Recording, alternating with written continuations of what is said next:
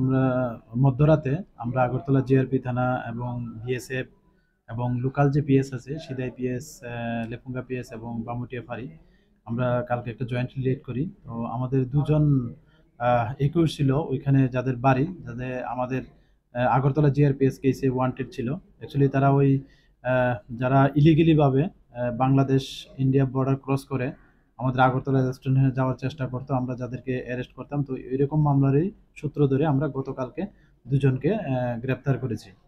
তো ওদের একজন হলো রাজধন সরকার, ওনার বাড়ি তালতলা ছেচুরিয়া, যা সিদাই থানার অন্তর্গত, এবং আরেকজন হলেন আকাশ রায়, উনি বামুটিয়া বুকজুরের, উনি লেফুঙ্গা থানার অন্তর্গত। তো আজকে আমরা ওনাদেরকে মহামান্য আদালতে প্রেরণ করছি এবং আমরা দেখছি আরও কিছু নাম বেরিয়ে এসছে, তারা কোর্টে স্বীকার করেছে। তো আমরা ওইগুলিও আমাদের যে সিস্টার এজেন্সি আছে আমরা ওইগুলি দিয়ে ভেরিফাই করছি, এবং যারাই এটার সঙ্গে যুক্ত আছে আমরা অবশ্যই তাদের আইনের আওতায় আনবো।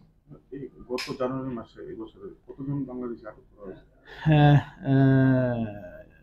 গত জানুয়ারি মাসে আমাদের আগরতলা রেল স্টেশনে আমরা যে জিআরপি থানা, আরপিএফ এবং বিএসএফ এবং আমাদের যে আরও সিস্টার এজেন্সি আছে, প্লাস যে লোকাল পিএস আছে, ওদের সহযোগিতায় আমরা বাংলাদেশি 9 জনকে আমরা অ্যারেস্ট করেছি এবং 13 জন টাউট, যারা তাদেরকে বিভিন্নভাবে বা আরও অন্যান্য মামলাতেও সাহায্য করেছে, এরকম 13 জনকে আমরা গ্রেপ্তার করেছি।